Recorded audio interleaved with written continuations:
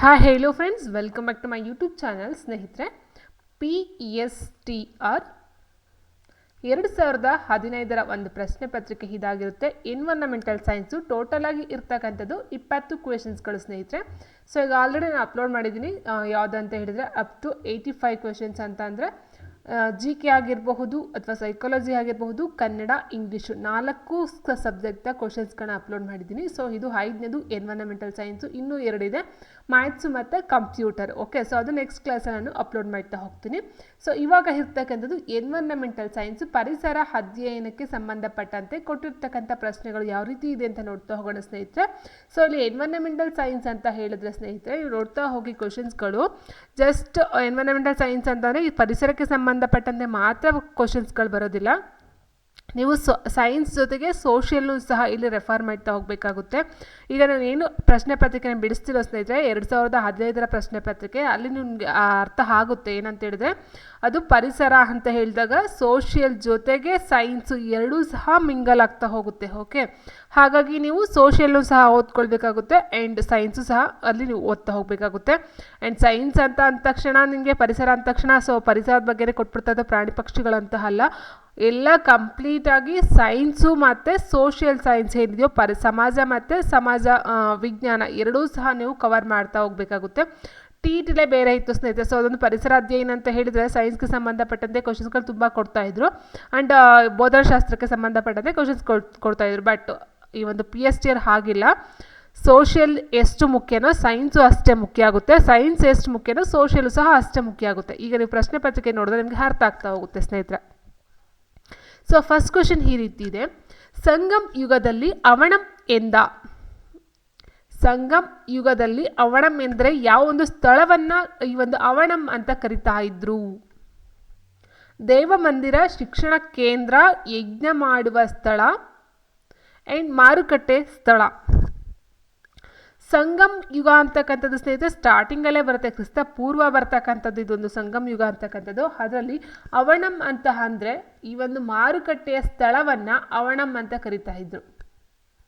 ಇದು social science and ಹಿಸ್ಟ್ರಿಗೆ ಸಂಬಂಧಪಟ್ಟಂಥ first question ಆಗಿದೆ ಸ್ನೇಹಿತರೆ. ಓಕೆ, ಸೊ ಹಾಗಾಗಿ ನೀವು ಪರಿಸರ ಅಧ್ಯಯನ ಅಂದರೆ ಸೈನ್ಸ್ ಜೊತೆಗೆ ಸೋಷಿಯಲ್ಲು ಸಹ ನೀವು ರೆಫರ್ ಮಾಡ್ತಾ ಹೋಗಬೇಕಾಗುತ್ತೆ. ಆಪ್ಷನ್ 4 ಮಾರುಕಟ್ಟೆಯ ಸ್ಥಳಕ್ಕೆ ಅವಣಂ ಅಂತ ಸಂಗಮ್ ಯುಗದಲ್ಲಿ ಕರಿತಾ ಇದ್ರು. ಇನ್ನು ಇದ್ರ ಬಗ್ಗೆ ನೋಡೋದಾದ್ರೆ ನೋಡಿ, ಸಂಗಮ್ ಯುಗ ಕ್ರಿಸ್ತಪೂರ್ವ 300ರಿಂದ ಕ್ರಿಸ್ತಶಕ 300ರವರೆಗೆ ಬರ್ತಕ್ಕಂಥ ಒಂದು ಆಸುಪಾಸಿನ ಸಮಯ ಬರುತ್ತೆ ಸ್ನೇಹಿತರೆ. ದಕ್ಷಿಣ ಭಾರತದ ಮುಖ್ಯವಾಗಿ ತಮಿಳುನಾಡಿನ ಒಂದು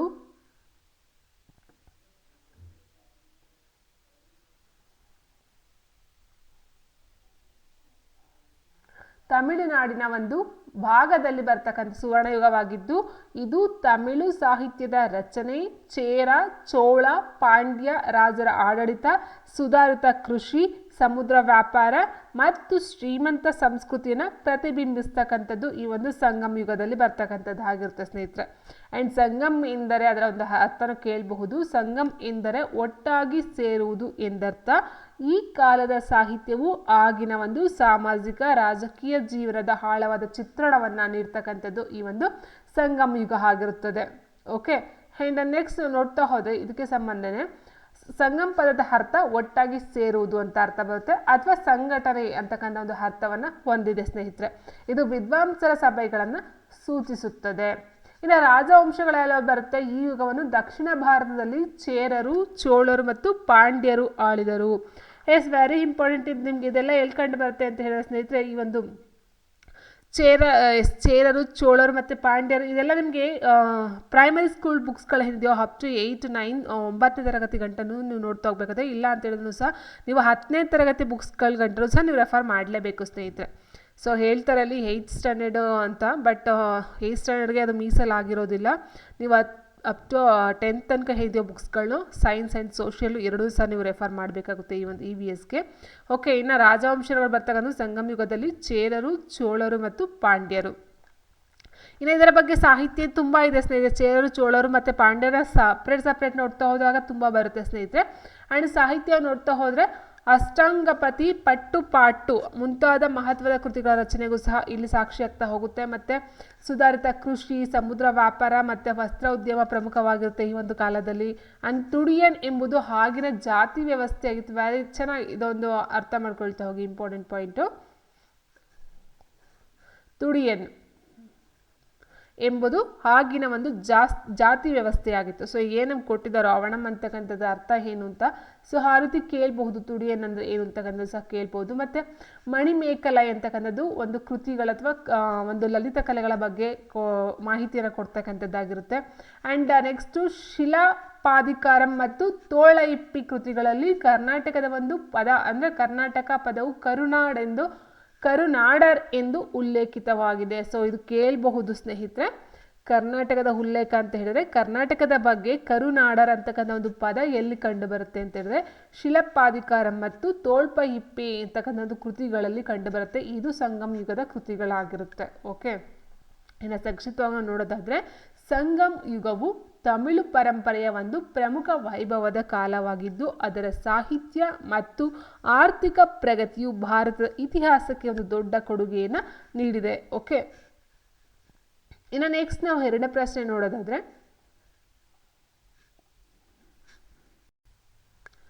ಶ್ರೀ ಯಾದವ್ ಪ್ರಕಾಶರು ಇವರ ಗುರುಗಳು ಶ್ರೀ ರಾಮಾನುಜಾಚಾರ್ಯರು, ಶ್ರೀ ಶಂಕರಾಚಾರ್ಯರು, ಶ್ರೀ ಮಧ್ವಾಚಾರ್ಯರು, ಶ್ರೀ ಬಸವೇಶ್ವರರು. ಸೊ ಶ್ರೀ ಯಾದವ್ ಪ್ರಕಾಶ್ ರವರ ಗುರುಗಳಂತ ಹೇಳಿದ ಸ್ನೇಹಿತರೆ, ಸೊ ಶ್ರೀ ರಾಮಾನುಜಾಚಾರ್ಯರು ಇವರ ಗುರುಗಳು ಯಾದವ್ ಪ್ರಕಾಶ್ ರವರು. ಸೊ ಇಲ್ಲಿ ಶ್ರೀ ರಾಮಾನುಜಾಚಾರ್ಯರಾಗಿರ್ಬೋದು, ಶಂಕರಾಚಾರ್ಯರು, ಮಧ್ವಾಚಾರ್ಯರು ಆ್ಯಂಡ್ ಬಸವೇಶ್ವರು ತಮ್ಮದೇ ಆದಂತಹ ಕೆಲವೊಂದು ಸಿದ್ಧಾಂತಗಳನ್ನು ಪ್ರತಿಪಾದನೆ ಮಾಡ್ತಾ ಹೋಗ್ತಾರೆ. ಆ್ಯಂಡ್ ತಮ್ಮದೇ ಆದಂತಹ ಒಂದು ಕೆಲವೊಂದು ಕೃತಿಗಳನ್ನು ಸಹ ತರ್ತಾ ಹೋಗ್ತಾರೆ, ಕೆಲವೊಂದು ಸಿದ್ಧಾಂತಗಳನ್ನ ಮಾಡ್ತಾ ಹೋಗ್ತಾರೆ. ಆ್ಯಂಡ್ ಧಾರ್ಮಿಕ ಸುಧಾರಕರು ಅಂತ ಸಹ ನಾವು ಹೇಳ್ತೀವಿ. ಆ್ಯಂಡ್ ಭಕ್ತಿ ಪಂಥಕಾರರು ಸಹ ನಾವು ಹೇಳ್ತಾ ಹೋಗ್ತೀವಿ. ನೋಡಿ ಇಲ್ಲಿ ಶ್ರೀ ರಾಮಾನುಜಾಚಾರ್ಯರು ಏನು ಮಾಡ್ತಾರೆ, ಒಂದು ಕೋಡ್ ವರ್ಡ್ ಅಂತ ಹೇಳಿದ್ರೆ ರವಿ ಅಂತ ಬರುತ್ತೆ ಸ್ನೇಹಿತರೆ. ರಾ ಮೀನ್ಸ್ ರಾಮಾನುಜಾಚಾರ್ಯರು, ವಿ ಅಂತ ಹೇಳಿದ್ರೆ ವಿಶಿಷ್ಟ ಅದ್ವೈತ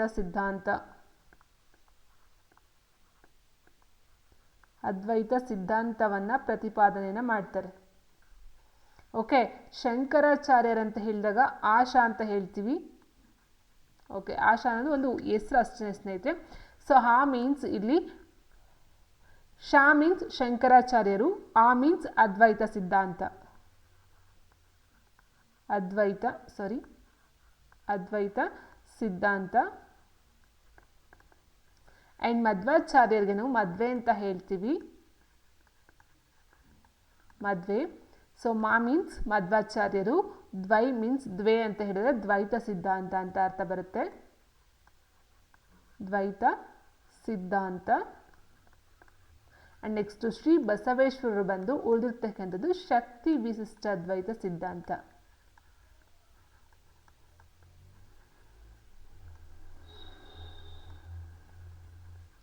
ಸೊ ಇದೊಂದು ಕೋಡ್ ವರ್ಡ್, ರವಿ, ಆಶಾ, ಮದ್ವೆ.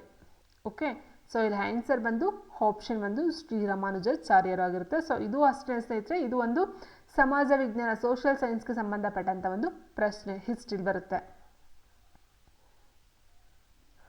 ಆ್ಯಂಡ್ ಮತ್ತೊಂದು ಪ್ರಶ್ನೆ, ಟಿಪ್ಪು ಸುಲ್ತಾನ್ ಲಾರ್ಡ್ ಕಾರ್ನ್ವಾಲಿಸ್ನೊಂದಿಗೆ ಶ್ರೀರಂಗಪಟ್ಟಣ ಒಪ್ಪಂದಕ್ಕೆ ಸಹಿ ಹಾಕಿದುದು ಸೊ ಎಷ್ಟರಲ್ಲಿ ಅಂತ ಕೇಳಿದರೆ ಇದು ಅಷ್ಟೇನೆ ಸ್ನೇಹಿತರೆ, ಇದು ಸಹ ಸೋಷಿಯಲ್ ಸೈನ್ಸಿಂದ ಬಂದಿರತಕ್ಕಂಥ ಒಂದು ಪ್ರಶ್ನೆ ಆಗಿದೆ. ಟಿಪ್ಪು ಸುಲ್ತಾನ್ ಲಾರ್ಡ್ ಕಾರ್ನ್ವಾಲಿಸ್ನೊಂದಿಗೆ ಶ್ರೀರಂಗಪಟ್ಟಣ ಒಪ್ಪಂದಕ್ಕೆ ಸಹಿ ಹಾಕಿದ್ದು ಎಷ್ಟರಲ್ಲಿ? ಆಪ್ಷನ್ ನೋಡೋದಾದ್ರೆ ಸ್ನೇಹಿತರೆ ನಾವು 1792 ಅಂತಲೇ ಕೊಟ್ಟಿದ್ದಾರೆ 4ಕ್ಕೂ. ಬಟ್ ಮಂತನ್ನು ಚೇಂಜ್ ಮಾಡಿದರೆ April, March, June, July. So ನೋಡಿ ಪ್ರಶ್ನೆ ಯಾವ ರೀತಿ ಇದೆ ಅಂತಕ್ಕಂಥದ್ದನ್ನ ನೋಡ್ತಾ ಹೋಗಿ. ನಾವು ಆಲ್ಮೋಸ್ಟ್ ಎಲ್ಲ ಇಸ್ವಿಗಳನ್ನ ನೋಡ್ಕೊಳ್ತೀವಿ, ಏನಂದರೆ ಇಸ್ವಿಗಳನ್ನ ಮಾತ್ರ ನೋಡ್ಕೊಳ್ತಾ ಹೋಗ್ತೀವಿ, ಯಾರು ಸಹ ತಿಂಗಳುಗಳನ್ನ ನೋಡ್ಕೊಳ್ಳೋದಕ್ಕೆ ಹೋಗೋದಿಲ್ಲ. ಬಟ್ ಇಲ್ಲಿ ಕೊಟ್ಟಿರ್ತಕ್ಕಂಥ ಪ್ರಶ್ನೆ ಎಷ್ಟು ಟಫ್ ಅಂತ ನೋಡಿ. ಇವಾಗ 1792 ಏಪ್ರಿಲ್, ಮಾರ್ಚ್, ಜೂನ್, ಜುಲೈ ಅಂತ ಕೊಟ್ಟಿದ್ದಾರೆ. 1792 ಮಾರ್ಚ್ನಲ್ಲಿ ಈ ಒಂದು ಶ್ರೀರಂಗಪಟ್ಟಣ ಒಪ್ಪಂದಕ್ಕೆ ಸಹಿಯನ್ನು ಹಾಕ್ತಕ್ಕಂಥದ್ದು ಆಗಿರುತ್ತೆ. ಒಟ್ಟು ಇಲ್ಲಿ ನಾವು 3 ಆಂಗ್ಲೋ ಮೈಸೂರು ಯುದ್ಧಗಳನ್ನ ನೋಡ್ತೀವಿ ಸ್ನೇಹಿತರೆ. ಸೊ ಫಸ್ಟ್ ಒಂದು ಏನಿದೆಯೋ ಫಸ್ಟ್ ಬಂದು ಆಂಗ್ಲೋ ಮೈಸೂರು ಯುದ್ಧ ಏನು ನಡೆಯುತ್ತೆ, ಇದು ಮದ್ರಾಸ್ ಒಪ್ಪಂದದವರೆಗೆ ಆಗ್ತಕ್ಕಂಥದ್ದು. ಮದ್ರಾಸ್ ಒಪ್ಪಂದ ಸೊ ಮದ್ರಾಸ್ ಒಪ್ಪಂದ ಯಾರ್ಯಾರ ನಡುವೆ ನಡೆಯುತ್ತೆ ಅಂತ ಹೇಳಿದ್ರೆ 1769ರಲ್ಲಿ ಈ ಒಂದು ಟಿಪ್ಪು ಸುಲ್ತಾನ್ ರವರ ತಂದೆಯಾದಂತಹ Hyder Ali plus colonel Smith ಅಂತಕ್ಕಂಥವ್ರ ಜೊತೆ ನಡೀತಕ್ಕಂಥದ್ದಾಗುತ್ತೆ. Colonel Smith. Okay, so Hyder Ali plus colonel Smith ಇವರ ನಡುವೆ 1769ರಲ್ಲಿ ಮೊದಲನೇ ಒಂದು ಆಂಗ್ಲ ಮೈಸೂರು ಯುದ್ಧ ನಡೆಯುತ್ತೆ. ಅದು ಮದ್ರಾಸ್ ಒಪ್ಪಂದದೊಂದಿಗೆ ಎಂಡ್ ಆಗ್ತಕ್ಕಂಥದ್ದಾಗುತ್ತೆ. ಅದಾದ ನಂತರ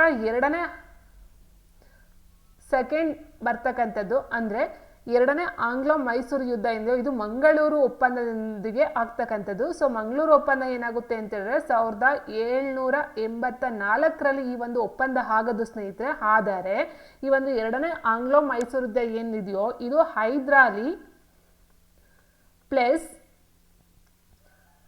Warren Hasting. Okay, so first ಆಂಗ್ಲೋರು ಮತ್ತೆ ಈ ಒಂದು ಹೈದರ್ ಅಲಿ ನಡುವೆ ಈಗ ನಡೀತಕ್ಕಂಥದ್ದು ಆಗಿರುತ್ತೆ ಎರಡನೇ ಆಂಗ್ಲ ಮೈಸೂರು ಯುದ್ಧ. ಬಟ್ ಏನಾಗುತ್ತೆ ಇಲ್ಲಿ ಮಧ್ಯ 1781ರಲ್ಲಿ ಹೈದರ್ ಅಲಿ ತೀರ್ಕೊಳ್ತಾರೆ.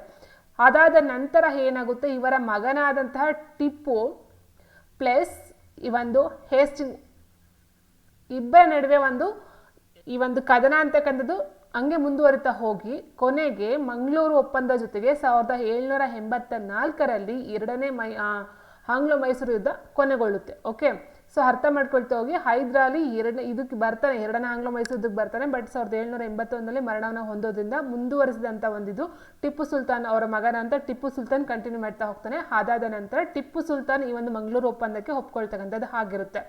ಅದಾದ ನಂತರ ಮತ್ತೊಂದು ನಡೆಯುತ್ತೆ ಥರ್ಡ್, ಈ ಒಂದು ಶ್ರೀರಂಗಪಟ್ಟಣ ಒಪ್ಪಂದ ಅಂತ ಏನು ಹೇಳ್ತೀವೋ ಇದು ಮೂರನೇ ಆಂಗ್ಲ ಮೈಸೂರು ಯುದ್ಧ ಆಗಿರುತ್ತೆ. ಈ ಒಂದು ಟೈಮಲ್ಲಿ ಶ್ರೀರಂಗಪಟ್ಟಣ ಒಪ್ಪಂದಕ್ಕೆ ಸಹಿಯನ್ನು ಹಾಕ್ತಕ್ಕಂಥದ್ದು ಟಿಪ್ಪು ಆಗಿರುತ್ತೆ. ಅವರು ಯಾರ ಜೊತೆ ಅಂತ ಹೇಳಿದ್ರೆ ಬ್ರಿಟಿಷ್ನ ಕಾರ್ನವಾಲಿಸ್. ಓಕೆ, ಲಾರ್ಡ್ ಕಾರ್ನವಾಲಿಸ್ ಜೊತೆ ಪ್ಲಸ್ ಟಿಪ್ಪು ಸುಲ್ತಾನ್ ಇವರ ನಡುವೆ ಹಾಕ್ತಕ್ಕಂಥದ್ದು ಶ್ರೀರಂಗಪಟ್ಟಣ ಒಪ್ಪಂದ. ಯಾವಾಗ 1792 ಮಾರ್ಚ್ನಲ್ಲಿ ಆಗುತ್ತೆ.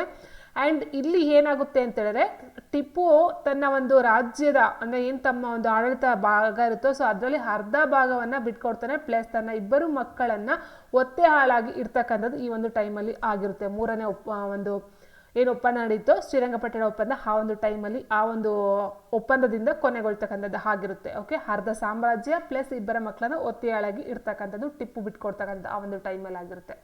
ಓಕೆ, ಸೊ ಬಟ್ ಪ್ರಶ್ನೆ ಯಾವ ರೀತಿ ಅಂತ ನೋಡ್ತಾ ಹೋದ್ರೆ ನಾವು ಸ್ನೇಹಿತರೆ ನೋಡಿ ಇಲ್ಲಿ April, March, June, July, so ಯಾವ ರೀತಿ ಕನ್ಫ್ಯೂಷನಲ್ಲಿ ಕ್ವಶನ್ಸ್ ಕೊಟ್ಟಿದ್ದಾರೆ ಅಂತ ನೋಡ್ತಾ ಹೋಗಿ. ಸೊ ಆನ್ಸರ್ ಆಪ್ಷನ್ 2 1792 ಮಾರ್ಚ್ ಆಗಿರುತ್ತೆ. ಇದು ಅಷ್ಟೇ ಸೋಷಿಯಲ್ ಸೈನ್ಸಲ್ಲಿ ಬಂದಿರತಕ್ಕಂಥ ಪ್ರಶ್ನೆ. ಸೊ ನಾವೀಗ ಏನು 3 ನೋಡಿದ್ವಾ, 3 ಅಷ್ಟೇ ಸ್ನೇಹಿತರೆ ಸೋಷಿಯಲ್ ಸೈನ್ಸ್ ಅದರಲ್ಲೂ ಹಿಸ್ಟ್ರಿಲಿ ಕೊಟ್ಟಿರ್ತಕ್ಕಂಥ ಪ್ರಶ್ನೆಗಳಾಗಿದೆ. ಕುಟುಂಬ ಪದವು ಲ್ಯಾಟಿನ್ ಭಾಷೆಯ ಈ ಪದದಿಂದ ಬಂದಿದೆ. ಹೇಸ್ ಕುಟುಂಬ ಫ್ಯಾಮಿಲಿ ಅಂತ ಹೇಳ್ತೀವಿ ಸ್ನೇಹಿತರೆ.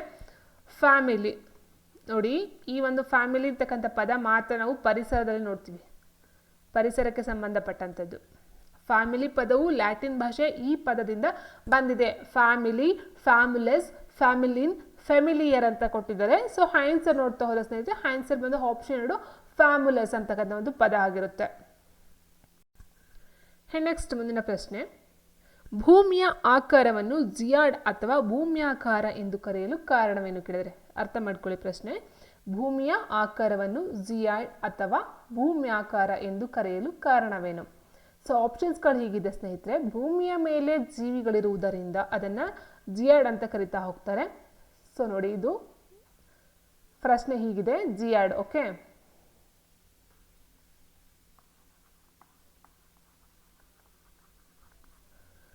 ಭೂಮಿಯ ಹೆಚ್ಚಿನ ಭಾಗ ನೀರಿನಿಂದ ಆವೃತವಾಗಿರುವುದರಿಂದ, ಭೂಮಿಯು ಧ್ರುವಗಳ ಬಳಿ ಚಪ್ಪಟೆಯಾಗಿ ಸಮಭಾಜಕ ವೃತ್ತದ ಬಳಿ ಉಬ್ಬಿದಂತಿರುವುದರಿಂದ, ಭೂಮಿಯು ಗೋಳಾಕಾರವಾಗಿರುವುದರಿಂದ. ಸೊ ಆಪ್ಷನ್ 4 ಕೊಟ್ಟಿದ್ದಾರೆ. ಭೂಮಿಯ ಆಕಾರ ಯಾವುದು ಅಂತ ಕೇಳಿದ್ರೆ ಅದು ಜಿಯಾಡ್ ಆಕಾರ ಅಂತ ನಾವು ಹೇಳ್ತೀವಿ ಸ್ನೇಹಿತರೆ. ಸೊ ಇಲ್ಲಿ ಆಕಾರವನ್ನು ಕೇಳಿರೋದ್ರಿಂದ ನಾವು ಭೂಮಿಯ ಮೇಲೆ ಜೀವಿಗಳು ಅಂತಕ್ಕಂಥದ್ದು ತಪ್ಪಾಗುತ್ತೆ, ಹೌದಲ್ವಾ? ಇನ್ನು ಭೂಮಿಯ ಮೇಲೆ ನೀರಿನಿಂದ ಆವೃತವಾಗಿದೆ ಅಂತಕ್ಕಂಥದ್ದು ಸಹ ತಪ್ಪಾಗುತ್ತೆ. ಅದರ ಒಂದು ಆಕಾರ ನಾವು ನೋಡ್ತಾ ಹೋದ್ರೆ ಜಿಯಾಡ್ ಆಕಾರ ಅಂತ ಹೇಳ್ತೀವಿ. ಸೊ ಭೂಮಿಯು ಗೋಳಾಕಾರ ಅಂತಕ್ಕಂಥದ್ದು ಆಗೋದಿಲ್ಲ ಸ್ನೇಹಿತರೆ. ಆನ್ಸರ್ ಆಪ್ಷನ್ 3, ಭೂಮಿಯು ಧ್ರುವಗಳ ಬಳಿ ಚಪ್ಪಟೆಯಾಗಿ ಸಮಭಾಜಕ ವೃತ್ತದ ಬಳಿ ಉಬ್ಬಿದಂತಿರುವುದರಿಂದ ಅದನ್ನು ಜಿಯಾಡ್ ಅಥವಾ ಭೂಮಿ ಆಕಾರ ಅಂತ ಕರಿತೀವಿ. ಸೊ ಇದು ನಿಮಗೆ ಸೋಷಿಯಲ್ ಅಲ್ಲೇ ಬರುತ್ತೆ ಸ್ನೇಹಿತರೆ, ಹೌದಲ್ವಾ? ಸೊ ಇದು ಒಂದು ಸೋಷಿಯಲ್ಗೆ ಸಂಬಂಧಪಟ್ಟಂತ ಒಂದು ಪ್ರಶ್ನೆ ಆಗಿದೆ. ಈಗ ನಾವು ನೋಡಿದ ಹಾಗೆ 5 ಪ್ರಶ್ನೆ 4 ಪ್ರಶ್ನೆ ಸೋಷಿಯಲ್ ಸೈನ್ಸ್ಗಾಯಿತು. ಹಾಗಾಗಿ ನೀವು ಸೈನ್ಸ್, ಸೋಷಿಯಲ್ ಸೈನ್ಸ್ 2 ಸಹ ರೆಫರ್ ಮಾಡ್ತಾ ಹೋಗಿ. ಹೇಸ್ ಉತ್ತರ ಮತ್ತು ದಕ್ಷಿಣ ಭಾರತವನ್ನು ಪ್ರತ್ಯೇಕಿಸುವ ನದಿ ಯಾವುದು? ಹೇಸ್ ಇದು ಮತ್ತೊಂದು ಜಿಯೋಗ್ರಫಿಗೆ ಸಂಬಂಧಪಟ್ಟಂತೆ ಪ್ರಶ್ನೆಯಾಗಿದೆ. ಭೂಗೋಳಕ್ಕೆ ಸಂಬಂಧಪಟ್ಟಂತ ಪ್ರಶ್ನೆ. ಉತ್ತರ ಮತ್ತು ದಕ್ಷಿಣ ಭಾರತವನ್ನು ಪ್ರತ್ಯೇಕಿಸುವ ನದಿ ಯಾವುದು? ಕೃಷ್ಣ, ನರ್ಮದಾ, ಮಹಾನದಿ, ಯಮುನಾ ನದಿ. ಸೊ ಇವೆಲ್ಲ ಉತ್ತರ ಭಾರತದಲ್ಲಿ ಹರಿತಕ್ಕಂಥ ನದಿಗಳೇ ಆದ್ರೂ ಸಹ ಉತ್ತರ ಮತ್ತು ದಕ್ಷಿಣ ಭಾರತವನ್ನು ಪ್ರತ್ಯೇಕಿಸುವ ನದಿ ಯಾವುದು ಅಂತ ಹೇಳಿದ್ರೆ ನರ್ಮದಾ ನದಿ. ಆಪ್ಷನ್ 2. ನೆಕ್ಸ್ಟ್ ಮುಂದಿನ ಪ್ರಶ್ನೆ. ಪಶ್ಚಿಮ ಘಟ್ಟಗಳನ್ನು ಕರ್ನಾಟಕದಲ್ಲಿ ಹೀಗೆನ್ನುವರು. ಇದು ಅಷ್ಟೇ ಸ್ನೇಹಿತರೆ, ಇದು ಸೋಷಿಯಲ್ಗಾರು ತಗೊಳ್ಬೋದು, ನೀವು ಸೈನ್ಸ್ ಎಲ್ಲಾರು ತಗೊಳ್ಬೋದು, ಪರಿಸರ ಅಧ್ಯಯನಕ್ಕೆ ಸಂಬಂಧಪಟ್ಟಂತೆ, ಅಥವಾ ಜಿಯೋಗ್ರಫಿಗಾರು ತಗೊಳ್ಬಹುದು. ಪಶ್ಚಿಮ ಘಟ್ಟಗಳನ್ನು ಕರ್ನಾಟಕದಲ್ಲಿ ಹೀಗೆಂದು ಕರೆಯಲಾಗುತ್ತದೆ. ಪಳನಿ, ನೀಲಗಿರಿ, ಸಹ್ಯಾದ್ರಿ ಅಂಡ್ ಅಣ್ಣಾಮಲೈ ಅಂತ ಕೊಟ್ಟಿದ್ದಾರೆ. ಆನ್ಸರ್ ಬಂದು ಆಪ್ಷನ್ 3 ಸಹ್ಯಾದ್ರಿ ಬೆಟ್ಟಗಳಂತ ಕರಿತೀವಿ. ಪರಮಾಣು ರಚನೆಯಲ್ಲಿ ಈ ಕೆಳಗಿನ ಒಂದು ಕವಚವು ಗರಿಷ್ಠ 18 ಎಲೆಕ್ಟ್ರಾನ್ಗಳನ್ನು ಹೊಂದಿರುತ್ತದೆ. ಇದು ಸೈನ್ಸ್ಗೆ ಸಂಬಂಧಪಟ್ಟಂತ ಒಂದು ಪ್ರಶ್ನೆ ಸ್ನೇಹಿತರೆ. ಸೊ ಪರಮಾಣು ರಚನೆಯಲ್ಲಿ ಈ ಕೆಳಗಿನ ಒಂದು ಕವಚವು ಗರಿಷ್ಠ 18 ಎಲೆಕ್ಟ್ರಾನ್ಗಳನ್ನು ಹೊಂದಿರುತ್ತದೆ. ಉತ್ತರ ಆಪ್ಷನ್ 4 ಎಂ ಆಗಿರುತ್ತೆ ಸ್ನೇಹಿತರೆ. ಸೊ ನೋಡ್ತಾ ಹೋದ್ರೆ ಇದಕ್ಕೆ ಸಂಬಂಧಪಟ್ಟಂತೆ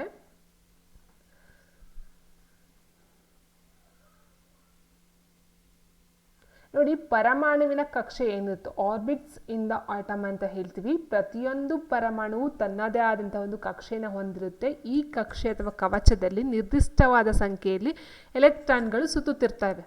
ಓಕೆ, ಸೊ ಕಕ್ಷೆ ಮೀನ್ಸ್ ಒಂದು ಆರ್ಬಿಟ್ ಅಂದರೆ ಸರ್ಕಲ್ ರೀತಿ ಬರುತ್ತೆ ಸ್ನೇಹಿತರೆ. ಸೊ ಆ ಒಂದು ಸರ್ಕಲ್ ಅಥವಾ ಆರ್ಬಿಟಲ್ ಏನಾಗುತ್ತೆ, ಇದು ತನ್ನದೇ ಆದ ಒಂದು ಕಕ್ಷದಲ್ಲಿ ನಿರ್ದಿಷ್ಟವಾದ ಸಂಖ್ಯೆಯಲ್ಲಿ ಎಲೆಕ್ಟ್ರಾನ್ಗಳು ಸುತ್ತಾ ಇರುತ್ತೆ. ಆ್ಯಂಡ್ ಇದು ಒಂದು ಮೂಲ ವಸ್ತುವಿನಲ್ಲಿರುವ ಪರಮಾಣು ಕವಚಕ್ಕೂ ಮತ್ತೊಂದು ಮೂಲ ವಸ್ತುವಿನ ಪರಮಾಣು ಕವಚಕ್ಕೂ ಸಂಖ್ಯೆಗಳಲ್ಲಿ ವ್ಯತ್ಯಾಸ ಇರ್ತಕ್ಕಂಥದ್ದಿದೆ. ಸೊ ಅದು ಎಷ್ಟೆಷ್ಟು ನೋಡ್ತಾ ಹೋದರೆ ನೋಡಿ, ಇಲ್ಲಿ ಪರಮಾಣುವಿನ ಕವಚವನ್ನು KLMN ಅಂತ 4 ರೀತಿಯ ಒಂದು ಅಕ್ಷರಗಳಿಂದ ಅಥವಾ ಸಂಖ್ಯೆಗಳಿಂದ ಏನು ಮಾಡ್ತಾರೆ, ಅದಕ್ಕೆ ಅನುಕ್ರಮವಾಗಿ ಸೂಚಿಸಿರ್ತಕ್ಕಂಥದ್ದು ಆಗಿರುತ್ತೆ. ಇನ್ನು ಸಾರ್ವತ್ರಿಕವಾಗಿ ಪರಮಾಣುವಿನ ಯಾವುದೇ ಕವಚದಲ್ಲಿರಬಹುದು ಎಲೆಕ್ಟ್ರಾನ್ಗಳ ಗರಿಷ್ಠ ಸಂಖ್ಯೆ ಎಷ್ಟು ಅಂತ ಹೇಳಿದ್ರೆ 2n² ಆಗಿರುತ್ತೆ. ಓಕೆ, ಇನ್ನು ಕವಚದ ಹೆಸರು ಆಲ್ರೆಡಿ ಹೇಳಿದಾಗ KLMN ಅಂತ ಇರುತ್ತೆ ಸ್ನೇಹಿತರೆ. ಕೆಯಲ್ಲಿ ಗರಿಷ್ಠ ಎಲೆಕ್ಟ್ರಾನ್ಗಳ ಸಂಖ್ಯೆ 2 ಆಗಿರುತ್ತೆ. ಎಲ್ನಲ್ಲಿ ಅತಿ ಗರಿಷ್ಠ ಎಲೆಕ್ಟ್ರಾನ್ಗಳ ಸಂಖ್ಯೆ 8 ಆಗಿರುತ್ತೆ.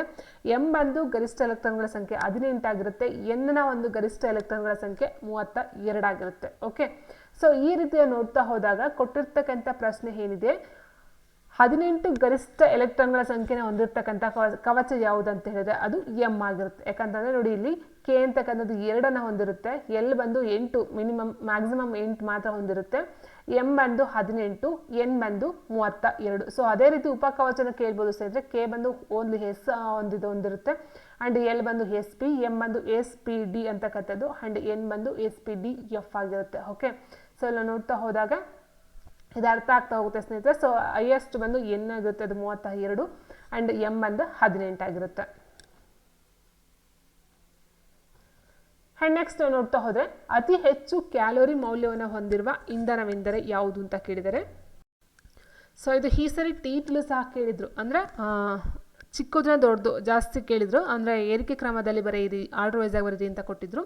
ಅತಿ ಹೆಚ್ಚು ಕ್ಯಾಲೋರಿ ಮೌಲ್ಯ ಹೊಂದಿರುವ ಇಂಧನ ಯಾವುದು ಅಂತ ಹೇಳಿದ್ರೆ ಅದು ಹೈಡ್ರೋಜನ್ ಆಗಿರುತ್ತೆ ಸ್ನೇಹಿತರೆ. ಯಾಕಂತಂದರೆ ಇದು 1,50,000 ಕ್ಯಾಲೋರಿನ ಹೊಂದಿರತಕ್ಕಂಥದ್ದಾಗಿರುತ್ತೆ. ಓಕೆ, ಸೊ ಹಾಗಾಗಿ ಅದು ಹೈಯೆಸ್ಟ್ ಬರುತ್ತೆ. ಇನ್ನು ಕೆರೋಸಿನ್ ಅಂತ ಹೇಳಿದ್ರೆ ಸೀಮೆ ಎಣ್ಣೆ ಅಂತ ಏನು ಹೇಳ್ತೀವೋ, ಸೀಮೆ ಎಣ್ಣೆಯಲ್ಲಿ ಇರ್ತಕ್ಕಂಥದ್ದು 45,000 ಕ್ಯಾಲೋರಿಗಳು. And LPG liquefied petroleum gas ಅಂತ ಹೇಳ್ತೀವಿ, ದ್ರವೀಕೃತ ಪೆಟ್ರೋಲಿಯಂ ಅನಿಲ ಬರುತ್ತೆ.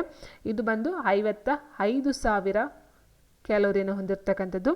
ಆ್ಯಂಡ್ ಲಾಸ್ಟ್ ಕಲ್ಲಿದ್ದಲು ಕೊಟ್ಟಿದ್ದಾರೆ. ಕಲ್ಲಿದ್ದಲು ಬಂದು ಸ್ನೇಹಿತರೆ 25ರಿಂದ 33,000 ಕ್ಯಾಲೋರಿಯನ್ನು ಹೊಂದಿದೆ. ಸೊ ಹಾಗಾಗಿ ಆನ್ಸರು ಆಪ್ಷನ್ 1 ಹೈಡ್ರೋಜನ್ ಆಗಿರುತ್ತೆ. ಸೊ ಇದನ್ನು ನೋಡ್ತಾ ಹೋದ್ರೆ ಇನ್ನೂ ತುಂಬ ಬರುತ್ತೆ. ಈ ಒಂದು ಬೆರಣಿ ಅತಿ ಕಡಿಮೆ ಹೊಂದಿರತಕ್ಕಂಥದ್ದು ನೋಡ್ತಾ ಹೋದಾಗ ಬೆರಣಿ ಬರುತ್ತೆ ಸ್ನೇಹಿತರೆ. ಸೊ ಅದು 6ರಿಂದ 8,000 ಹೊಂದಿರತಕ್ಕಂಥದ್ದಾಗಿರುತ್ತೆ. ಆ್ಯಂಡ್ ಕಟ್ಟಿಗೆ ಏನು ಉರುವಲಾಗಿ ಯೂಸ್ ಮಾಡ್ತೀವಿ ಕಟ್ಟಿಗೆ, ಸೊ ಅದು 17ರಿಂದ 22,000 ಕ್ಯಾಲೋರಿಯಲ್ಲಿ ಬರ್ತಕ್ಕಂಥದ್ದಾಗಿರುತ್ತೆ. ಸೊ ಈ ರೀತಿ ಡೀಸೆಲ್ ಆಗಿರ್ಬೋದು, ಮೀಥೇನ್ ಆಗಿರ್ಬೋದು, CNG ಆಗಿರಬಹುದು, ಅಥವಾ ಒಂದು ಜೈವಿಕ ಅನಿಲ ಆಗಿರ್ಬೋದು. ಸೊ ಇದೆಲ್ಲ ಸಹ ಇದೆ.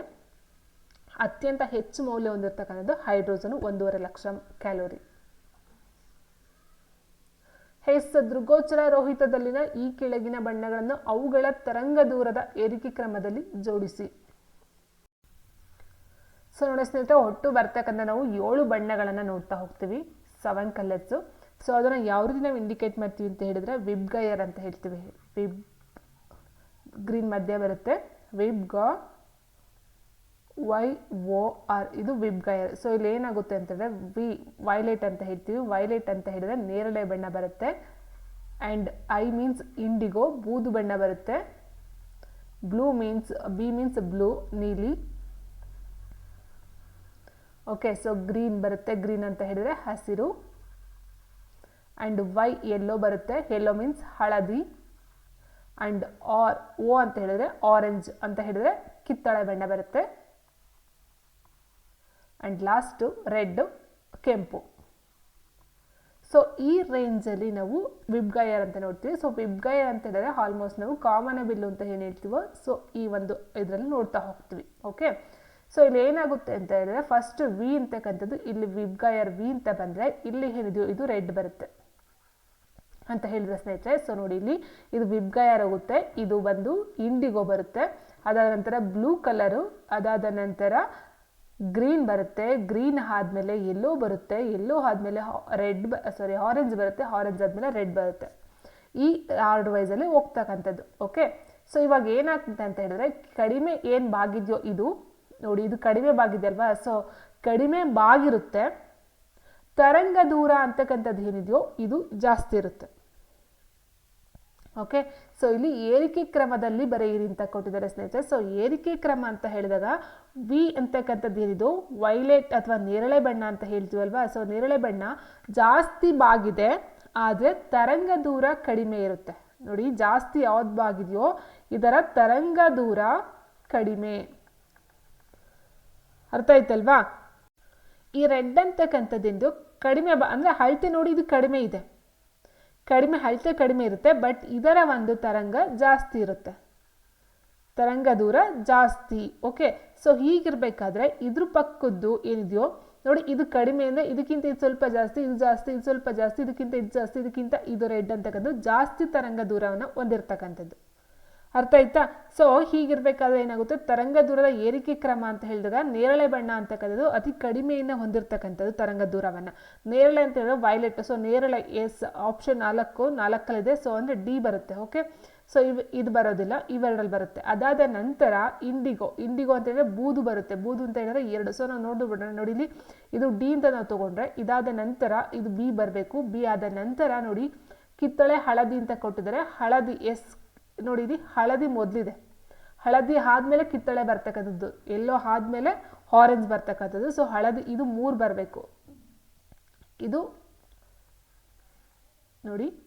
ಓಕೆ, ಸೊ ಇದು ಎ, ಇದು ಬಿ, ಇದು ಸಿ ಅಂತ ಅಂದ್ಕೊಂಡ್ರೆ ಫಸ್ಟು ಡಿ ಬರಬೇಕು ನಮಗೆ, ಅದಾದ ನಂತರ ಬಿ ಬರಬೇಕು, ಅದಾದ ನಂತರ ನೋಡಿ ಎಲ್ಲೋ ಹಳದಿ ಬರಬೇಕು, ಅದಾದ ನಂತರ ಕಿತ್ತಳೆ ಎ ಬರಬೇಕು. ಸೊ ಆನ್ಸರ್ ಆಪ್ಷನ್ 3 ಆಗಿರುತ್ತೆ ಈ ಒಂದು ಆರ್ಡರ್ ಪ್ರಕಾರ. ಸೊ ಡೈರೆಕ್ಟಾಗಿ ಮಾಡ್ತೀವಿ ಅಂತ ಹೇಳಿದ್ರೆ ಇದು ಬರುತ್ತೆ. ನೇರಳೆ ಆದಮೇಲೆ ಬೂದು ಆದಮೇಲೆ ನೀಲಿ ಆದಮೇಲೆ ಹಸಿರು ಆದಮೇಲೆ ಹಳದಿ ಆದಮೇಲೆ ಕಿತ್ತಳೆ ಆದಮೇಲೆ ಲಾಸ್ಟು ಕೆಂಪು ಬರ್ತಕ್ಕಂಥದ್ದು. ಇದು ತರಂಗ ದೂರ. ಓಕೆ, ಸೊ ತರಂಗ ದೂರ ಅಂದರೆ ನೀವು ಇದನ್ನ ಅಂತ ಅಂದ್ಕೊಳ್ಳೋಕೆ ಹೋಗ್ಬಿಡಿ, ಜಾಸ್ತಿ ಏನು ಅಳತೆ ಇರುತ್ತೋ ಮೆಜರ್ಮೆಂಟಲ್ಲಿ ಜಾಸ್ತಿ ಬರುತ್ತೋ ಸೊ ಅದು ತರಂಗ ದೂರವನ್ನು ಕಡಿಮೆ ಹೊಂದಿದೆ ಅಂತ ಅರ್ಥ. ರೆಡ್ಡು ಅತಿ ಹೆಚ್ಚು ತರಂಗ ದೂರವನ್ನು ಹೊಂದಿರತಕ್ಕಂಥದ್ದು ರೆಡ್ ಆಗಿರುತ್ತೆ. ಬೆಳ್ಳಿಯ ರಾಸಾಯನಿಕ ಸಂಕೇತ ಯಾವುದು ಅಂತ ಕೇಳಿದ್ರೆ AU, SI, AG and AR ಅಂತ ಕೊಟ್ಟಿದ್ದಾರೆ ಸ್ನೇಹಿತರೆ. ಸೊ ಇಲ್ಲಿ ಬೆಳ್ಳಿ ಅಂತ ಹೇಳಿದಾಗ ಸಿಲ್ವರ್ ಅಂತ ಹೇಳ್ತೀವಿ, ಹೌದಾ? ಸಿಲ್ವರ್ ಅಂತಕ್ಕಂಥದ್ದು ಅದರ ಒಂದು ರಾಸಾಯನಿಕ ಸಂಕೇತ ಅಂತ ಹೇಳಿದ್ರೆ ಅದು AG ಆಗಿರುತ್ತೆ. ಓಕೆ, ಸೊ AU ಬಂದು ಗೋಲ್ಡ್ ಆಗಿರುತ್ತೆ, ಗೋಲ್ಡ್ AU. AG ಬಂದು ಬೆಳ್ಳಿ ಆಗಿರುತ್ತೆ, ಇದು ಸಿಲಿಕಾನ್ ಆ್ಯಂಡ್ ಇದು ಬಂದು ಆರ್ಗನ್ ಆಗಿರುತ್ತೆ. ಈ ಸರಿಯಾದ ಹೊಂದಾಣಿಕೆಯನ್ನು ಗುರುತಿಸಿ ತರಂಗ ಸಿದ್ಧಾಂತ, ಕಣ ಸಿದ್ಧಾಂತ, ಕ್ವಾಂಟಮ್ ಸಿದ್ಧಾಂತ ಆ್ಯಂಡ್ ವಿದ್ಯುತ್ ಕಾಂತೀಯ ಸಿದ್ಧಾಂತ ಅಂದರೆ ಈ ಒಂದು 4 ಸಿದ್ಧಾಂತಗಳನ್ನು ಕೊಟ್ಟಂತಹ ವಿಜ್ಞಾನಿಗಳು ಯಾರು ಅಂತಕ್ಕಂಥ ಇಲ್ಲಿ ಪ್ರಶ್ನೆ ಆಗಿದೆ ಸ್ನೇಹಿತರೆ. ಸೊ ಫಸ್ಟ್ ಒನ್ ಏನಿದೆ, ತರಂಗ ಸಿದ್ಧಾಂತವನ್ನು ಕೊಡ್ತಕ್ಕಂಥದ್ದು ಹೈಗನ್ ರವರಾಗಿರ್ತಾರೆ, ಹೈಗನ್. ಆ್ಯಂಡ್ ಕಣ ಸಿದ್ಧಾಂತ ಅಂತಕ್ಕಂಥದ್ದು, ಕಣ ಸಿದ್ಧಾಂತವನ್ನು ಕೊಡ್ತಕ್ಕಂಥದ್ದು ನ್ಯೂಟನ್ ಆಗಿರ್ತಾರೆ, ನ್ಯೂಟನ್. ಆ್ಯಂಡ್ ಕ್ವಾಂಟಮ್ ಸಿದ್ಧಾಂತ ಇದೆಯೋ ಅದು ಮ್ಯಾಕ್ಸ್ ಪ್ಲಾಂಕ್ ರವರು ಕೊಡ್ತಕ್ಕಂಥದ್ದು, ಅಥವಾ ಅದರ ನಮಗೆ ಕೊಡ್ತಕ್ಕಂಥ ಅಂದರೆ ಏನಂತ ಹೇಳಿದ್ರೆ ಅಧ್ಯಯನ ಮಾಡ್ತಕ್ಕಂಥದ್ದಾಗಿರ್ಬೋದು ಅಥವಾ ಆ ಒಂದು ಸಿದ್ಧಾಂತವನ್ನು ಕೊಟ್ಟಂಥವ್ರು ಸೈನ್ಸ್ಗೆ. ಸೊ ವಿದ್ಯುತ್ಕಾಂತೀಯ ಸಿದ್ಧಾಂತ ಅಂತ ಹೇಳಿದ್ರೆ ಮ್ಯಾಕ್ಸ್ವೆಲ್ ಬರ್ತಾರೆ. So answer option 3.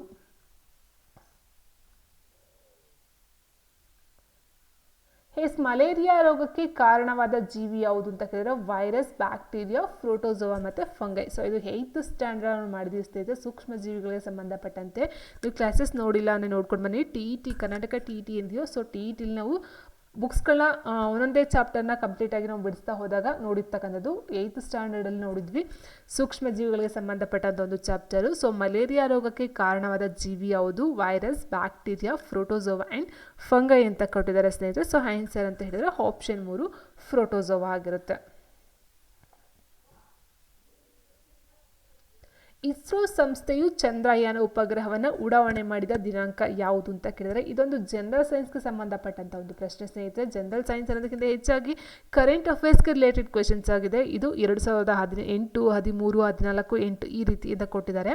ಬಟ್ 2015 ಒಂದು ಪ್ರಶ್ನೆ ಪತ್ರಿಕೆ ಇದು ಸ್ನೇಹಿತರೆ. ಸೊ ಈಗ 2025 ಅಲ್ವಾ. ಸೊ ಈಗ ರೀಸೆಂಟಾಗಿ ಸೈನ್ಸ್ಗೆ ಸಂಬಂಧಪಟ್ಟಂತೆ ಯಾವೆಲ್ಲ ಉಡಾವಣೆ ಆಗಿರ್ತವೆ, ಚಂದ್ರನ ಮೇಲೆ ಮಾಡಿರ್ತಕ್ಕಂಥದ್ದಾಗಿರ್ಬೋದು ಅಥವಾ ಬೇರೆ ಒಂದು ಉಡಾವಣೆಗಳಾಗಿರ್ಬೋದು. ಸೊ ನೋಡ್ಕೊಳ್ತಾ ಹೋಗಿ ಸೈನ್ಸ್ಗೆ ರಿಲೇಟೆಡ್ ಆಗಿ ಕೊಡಬಹುದು. ಓಕೆ, ಇಸ್ರೋ ಸಂಸ್ಥೆಯು ಚಂದ್ರಯಾನ ಉಪಗ್ರಹವನ್ನು ಉಡಾವಣೆ ಮಾಡಿದ ದಿನಾಂಕ ಯಾವುದು? 22 October 2008, 5 November 2013, 24 September 2014, 8 November 2008. So ಇಲ್ಲಿ ನೋಡ್ತಾ ಹೋದಾಗ ಸ್ನೇಹಿತರೆ ಈ ಒಂದು ಚಂದ್ರಯಾನ ಉಪಗ್ರಹವನ್ನು ಉಡಾವಣೆ ಮಾಡ್ತಕ್ಕಂಥದ್ದು 2008ರಲ್ಲಿ. ಸೊ ಹಾಗಾಗಿ 2 ಮತ್ತು 3 ನಾವು ಕ್ಯಾನ್ಸಲ್ ಮಾಡ್ತಾ ಹೋಗ್ತೀವಿ. ಓಕೆ, 2008ರಲ್ಲಿ ಉಡಾವಣೆ ಮಾಡ್ತಾರೆ. ಅದು ಯಾವಾಗ ಅಂತ ಹೇಳಿದ್ರೆ ಸ್ನೇಹಿತರೆ ಅಕ್ಟೋಬರ್ 22ರಂದು ಮಾಡ್ತಕ್ಕಂಥದ್ದಾಗುತ್ತೆ. ಅಕ್ಟೋಬರ್ 22, 2008ರಲ್ಲಿ. ಕೋಶ ಸಿದ್ಧಾಂತವನ್ನು ಮಂಡಿಸಿದ ವಿಜ್ಞಾನಿಗಳೆಂದರೆ ಯಾರು? ಜೇಕಬ್ ಫ್ರೀಡನ್ ಮತ್ತು ಥಿಯೋಡರ್ ಫ್ಯಾನ್, ಬೀಡಲ್ ಮತ್ತು ಟಾಟಾ, ಜೇಕಬ್ ಮತ್ತು ಮೋನಾರ್ಡ್, ರಾಬರ್ಟ್ ಹುಕ್ ಮತ್ತು ರಾಬರ್ಟ್ ಕಾಜ್ ಅಂತ ಕೊಟ್ಟಿದ್ದಾರೆ ಸ್ನೇಹಿತರೆ. ಕೋಶ ಸಿದ್ಧಾಂತವನ್ನು ಮಂಡನೆಯನ್ನು ಮಾಡ್ತಕ್ಕಂಥ ಒಂದು ವಿಜ್ಞಾನಿಗಳು ಅಥವಾ ಸೈಂಟಿಸ್ಟ್ಗಳು ಯಾರು ಅಂತ ಹೇಳಿದ್ರೆ ಆಪ್ಷನ್ 1 ಜೇಕಬ್ ಫ್ರೀಡನ್ ಮತ್ತು ಥಿಯೋಡರ್ ಫ್ಯಾನ್. ಸೊ ಸ್ನೇಹಿತರೆ ನೀವು ನೋಡ್ತಾ ಹೋದರೆ ಈ ಕ್ವಶನ್ ಸೈನ್ಸಲ್ಲಿ ಬರುತ್ತೆ ಸ್ನೇಹಿತರೆ. ಸೊ ಅದಕ್ಕೆ ಹೇಳಿದ್ದು ನೀವು ಏನಂತ ಹೇಳಿದ್ರೆ 1ರಿಂದ 5ನೇ ತರಗತಿ ಟೀಚರ್ಸ್ಗಳನ್ನ ಅಪ್ಲೈ ಮಾಡ್ತೀರಾ ಅಂತ ಹೇಳಿದರೆ ಈ ಒಂದು 10th ಸಹ ಸಾಲೋದಿಲ್ಲ ನನ್ನ ಒಂದು ಪ್ರಕಾರ ನೋಡ್ತಾ ಹೋದ ಸ್ನೇಹಿತರೆ. 10th ಅಂತಕ್ಕಂಥದ್ದು ಸೊ ಟೆಕ್ಸ್ಟ್ ಬುಕ್ಗಳು ಸಹ ಸಾಲಲ್ಲ. ಸೊ ಇನ್ನೂ ಇನ್ಕ್ಲೂಡ್ ಮಾಡಿ ಕೊಡ್ತಾರೆ, ಅಂದರೆ ಒಂದು ಕ್ವಶನ್ಸ್ಗಳು ಅದು ಹೆಂಗೆ ತೆಗಿತಾರೆ ಅಂತ ಅವ್ರಿಗೆ ಗೊತ್ತಿರಬೇಕು. ಸೊ ಹಾಗಾಗಿ ನೀವು 10th ಗಂಟ ನೋಡಿಕೊಂಡು ಓಕೆ, ಅದ್ರ ಮೇಲೆ ನೋಡ್ಕೊಳ್ತೀವಿ PUC ಬುಕ್ಸ್ಗಳನ್ನ ಓದ್ತೀವಿ ಸಹ ಅದು ಓಕೆನಾ ಸ್ನೇಹಿತರೆ. ಸೊ ಕೋಶ ಸಿದ್ಧಾಂತ ಜೇಕಬ್ ಫ್ರೀಡನ್ ಮತ್ತು ಥಿಯೋಡರ್ ಫ್ಯಾನ್ ಅವರು ಒಂದು ಸಿದ್ಧಾಂತವನ್ನು ಕೊಡ್ತಕ್ಕಂಥದ್ದಾಗಿರುತ್ತೆ. ಡ್ರಾಸೆರಾ ಕೀಟಹಾರಿ ಸಸ್ಯದಲ್ಲಿ ಈ ಕೆಳಗಿನ ಒಂದು ಪೋಷಕಾಂಶದ ಕೊರತೆ ಇದೆ. ಕ್ಯಾಲ್ಶಿಯಂ, ಮ್ಯಾಗ್ನೀಷಿಯಂ, ಸಾರಜನಕ, ಅಯೋಡಿನ್. ಡ್ರಾಸೆರಾ ಕೀಟಹಾರಿ ಸಸ್ಯ ಇದೆಲ್ಲ ಒಂದು ಪ್ರೈಮರಿಯಲ್ಲೇ ಬರುತ್ತೆ ಸ್ನೇಹಿತರೆ. So I think 6th 7th ಬುಕ್ಸ್ಗಳೆಲ್ಲ ಸಿಗ್ತಾ ಹೋಗುತ್ತೆ. ಇದು ಡ್ರಾಸೆರಾ ಕೀಟಹಾರಿ ಸಸ್ಯಗಳಿಗೆ ಬರ್ತಕ್ಕಂಥ ಒಂದು ಸಸ್ಯ ಆಗಿರುತ್ತೆ. ಸೊ ಅಲ್ಲಿ ಏನು ಇರೋದಿಲ್ಲ ಅಂತ ಹೇಳಿದ್ರೆ ಸ್ನೇಹಿತರೆ ಓಕೆ, ಬೇಕಾಗಿರ್ತಕ್ಕಂಥದ್ದು ಸಾರಜನಕದ ಕೊರತೆ ಇರುತ್ತೆ. ಆಪ್ಷನ್ 3 ಸಾರಜನಕ. ಈ ಕೆಳಗಿನ ಒಂದು ಜೀವಿಯ ಜೀವಂತ ಪಳೆಯುಳಿಕೆಗೆ ಸಾಕ್ಷಿಯಾಗಿದೆ. ಪಿಗ್ಮಿಸ್ಟು ಅಂದರೆ ಈ ಕೆಳಗಿನ ಒಂದು ಜೀವಿಯ ಜೀವಂತ ಪಳೆಯುಳಿಕೆಗೆ ಸಾಕ್ಷಿಯಾಗಿದೆ. ಪಿಗ್ಮಿಸ್ಟು, ಆರ್ಕಿಯೋಫೆರಿಕ್ಸ್, ಗಿಬ್ಬನ್, ಗಿಬ್ಬನ್ ಮತ್ತು ಪೆರಿಪ್ಯಾಟಸ್ ಅಂತ ಕೊಟ್ಟಿದ್ದಾರೆ. ಆನ್ಸರ್ ಬಂದು ಆಪ್ಷನ್ 4 ಪೆರಿಪ್ಯಾಟಸ್ ಆಗಿರುತ್ತೆ. ಕರ್ನಾಟಕದ ನಯಗಾರ ಎಂದು ಹೆಸರಾದ ಜಲಪಾತ ಯಾವುದು? ಹಬ್ಬೆ ಜಲಪಾತ, ಜೋಗ್ ಜಲಪಾತ, ಹುಂಚಳ್ಳಿ, ಗೋಕಾಕ್ ಜಲಪಾತ. ಕರ್ನಾಟಕದ ನಯಗಾರ ಎಂದು ಹೆಸರಾದಂತಹ ಜಲಪಾತ ಯಾವುದು? ಆನ್ಸರ್ ಆಪ್ಷನ್ 4 ಗೋಕಾಕ್ ಜಲಪಾತ. ನೆಕ್ಸ್ಟ್, ತನ್ನ ಆಳ್ವಿಕೆಯ ಕಾಲದಲ್ಲಿ 8 ಬಗೆಯ ಚಿನ್ನದ ನಾಣ್ಯಗಳನ್ನ ಜಾರಿಯಲ್ಲಿ ತಂದ ಗುಪ್ತದವರು ಯಾರು ಅಂತ ಕೇಳಿದರೆ ಸೊ 105ನೇ ಪ್ರಶ್ನೆ, ಲಾಸ್ಟ್ ಕ್ವೆಶನ್ EVS ಅಲ್ಲಿ. ಇದು ಸೋಷಿಯಲ್ ಸೈನ್ಸ್ಗೆ ಸಂಬಂಧಪಟ್ಟಂಥ ಪ್ರಶ್ನೆ ಸ್ನೇಹಿತರೆ. 1ನೇ ಚಂದ್ರಗುಪ್ತ, 2ನೇ ಚಂದ್ರಗುಪ್ತ, ಸಮುದ್ರಗುಪ್ತ, ಸ್ಕಂದಗುಪ್ತ ಅಂತ ಕೊಟ್ಟಿದ್ದಾರೆ. ತನ್ನ ಆಳ್ವಿಕೆಯ ಕಾಲದಲ್ಲಿ 8 ಬಗೆಯ ಚಿನ್ನದ ನಾಣ್ಯಗಳನ್ನು ಜಾರಿಗೆ ತಂದಂಥ ಗುಪ್ತದೊರೆ ಅಂತ ಹೇಳಿದ್ರೆ ಆಪ್ಷನ್ 3 ಸಮುದ್ರಗುಪ್ತ ಆಗಿರ್ತಾರೆ. ಓಕೆ ಸ್ನೇಹಿತರೆ, ಸೊ ಇಲ್ಲಿ ನೋಡಿದ್ವಲ್ಲ ಕ್ವಶನ್ಸ್ಗಳು. ಸೊ ಇಲ್ಲಿ ನೋಡ್ತಾ ಹೋದಾಗೆ ಸೋಷಿಯಲ್ ಸೈನ್ಸು, ಹಿಸ್ಟ್ರಿ ಆ್ಯಂಡ್ ಜಿಯೋಗ್ರಫಿಗೆ ಸಂಬಂಧಪಟ್ಟಂತೆ ತುಂಬ ಕ್ವಶನ್ಸ್ ಬಂದಿದೆ. ಸೈನ್ಸ್ಗೆ ಸಂಬಂಧಪಟ್ಟಂತೆ ಕೇಳಿದರೆ ಸೈನ್ಸು, ಜಿಯೋಗ್ರಫಿ, ಆ್ಯಂಡ್ ಹಿಸ್ಟ್ರಿಗೆ ಸಂಬಂಧಪಟ್ಟಂತೆ ಕೇಳಿರ್ತಕ್ಕಂಥದ್ದು. ಸೊ ಹಾಗಾಗಿ ನೀವು ಸೋಷಿಯಲ್ ಸೈನ್ಸ್ ಜೊತೆಗೆ ಸೈನ್ಸು ಎರಡೂ ಸಹ ನೀವು ರೆಫರ್ ಮಾಡಬೇಕಾಗುತ್ತೆ. ನೋಡಿದ ಹಾಗೆ ಕ್ವಶನ್ಸ್ಗಳು ನಿಮಗೆ 10th ತನಕ ಸಹ ನೀವು ಬುಕ್ಸ್ಗಳನ್ನ ರೆಫರ್ ಮಾಡ್ತಾ ಹೋಗಬೇಕಾಗುತ್ತೆ ಸ್ನೇಹಿತರೆ. ಆ್ಯಂಡ್ ಆದಷ್ಟು ಆಳವಾಗಿ ಕ್ವಶನ್ಸ್ಗಳನ್ನ ನೋಡ್ತಾ ಹೋಗಿ ಮೇನ್ ಪಾಯಿಂಟ್ಸ್ಗಳನ್ನ ನೋಡೋದು ಬಿಟ್ಟು ಅದು ವಿಷಯದ ಒಳಗಡೆ ಹಿಡಿದು ನೋಡ್ತಕ್ಕಂಥದ್ದು ತುಂಬ ಒಳ್ಳೆಯದು. ಬಿಕಾಸ್ ಯಾಕಂತಂದರೆ ದಿನದಿಂದ ದಿನಕ್ಕೆ ವರ್ಷದಿಂದ ವರ್ಷಕ್ಕೆ ಕ್ವಶನ್ ಪೇಪರ್ ಟಫ್ ಆಗ್ತಾನೆ ಹೋಗ್ತಿದೆ. ಸೊ ಬೆಸ್ಟ್ ಎಕ್ಸಾಂಪಲ್ ಅಂತ ನೋಡಿದ್ವಿ ಅಲ್ವಾ. ಸೊ ಈಗ ಯಾವುದು ಶ್ರೀರಂಗಪಟ್ಟಣ ಒಪ್ಪಂದ ಕೊಟ್ಟಿದ್ರು. ಸೊ ಅದನ್ನು ತಿಂಗಳನ್ನು ಕೊಟ್ಟಿದ್ದಾರೆ. ಸೊ ಆ ರೀತಿ ಕ್ವಶನ್ಸ್ಗಳನ್ನ ಕೇಳ್ತಾ ಹೋಗ್ತಾರೆ. ಸೊ ಹಾಗಿರಬೇಕಾದ್ರೆ ನಾವು ಓದ್ತಕ್ಕಂಥ ಸ್ಟಡಿ ಮಾಡ್ತಕ್ಕಂಥ ಪಾಯಿಂಟ್ಸ್ಗಳು ಸಹ ಅಷ್ಟೇ ನೀಟಾಗಿ ನಾವು ಸಹ ಕಲಿತಾ ಹೋಗಬೇಕಾಗುತ್ತೆ ಸ್ನೇಹಿತರೆ. ಓಕೆ ಸ್ನೇಹಿತರೆ, ಈ ವಿಡಿಯೋ ಇಷ್ಟ ಆಯ್ತು ಅಂತ ಅಂದ್ಕೊಳ್ತೀನಿ. ಸೊ ಒಟ್ಟು 20 ಪ್ರಶ್ನೆಗಳು ಈ ಒಂದು EVS ಕಡೆಯಿಂದ ಬಂದಿರತಕ್ಕಂಥದ್ದು ಆಗಿರುತ್ತೆ. ಸೊ ನಿಮಗೆ GPSTR, HSTRಗೆಲ್ಲ ಸೋಷಿಯಲ್ ಸೈನ್ಸ್ ಸಪ್ರೇಟ್ ಮಾಡಿಬಿಡ್ತಾರೆ. ಆ್ಯಂಡ್ ಸೈನ್ಸ್ ಇವ್ರಿಗೆ ಸೈನ್ಸು ಮ್ಯಾಥ್ಸ್ ಅಂತ ಸಪ್ರೇಟ್ ಮಾಡ್ತಾರೆ. ಬಟ್ PSTR ಹಾಗಲ್ಲ, ಸೈನ್ಸು ಪ್ಲಸ್ ಸೋಷಿಯಲ್ ಸೈನ್ಸು ಎರಡೂ ಸಹ ಇನ್ಕ್ಲೂಡ್ ಮಾಡಿ ಪರಿಸರ ಅಧ್ಯಯನ ಅಂತ ಕೊಡ್ತಾರೆ ಅಷ್ಟೇ ಸ್ನೇಹಿತರೆ. ಸೊ PSTR ಜಾಸ್ತಿ ಓದಬೇಕು GPSTR, HSTRಗಿಂತ. ಸೊ ಹಾಗಾಗಿ ಸ್ಟಡಿಯನ್ನು ಕಂಟಿನ್ಯೂ ಮಾಡ್ತಾ ಹೋಗಿ, ಎಲ್ಲಿ ಸ್ಟಾಪ್ ಮಾಡಬೇಡಿ. ಆ್ಯಂಡ್ PSTRಗೆ ತುಂಬ ಒಂದು ಪೋಸ್ಟ್ಗಳು ಖಾಲಿ ಇದ್ದಾವೆ ಅಂತಕ್ಕಂಥ ಒಂದು ಮಾಹಿತಿನೂ ಸಹ ಇದೆ. ಹಾಗಾಗಿ ಕಾಲ್ ಡೆಫಿನೆಟಾಗಿ ಹಾಗೆ ಆಗುತ್ತೆ ಸ್ನೇಹಿತರೆ. ಸೊ ಸ್ಟಡಿ ಮಾಡೋದನ್ನು ನಿಲ್ಸೋದಕ್ಕೆ ಹೋಗಬೇಡಿ.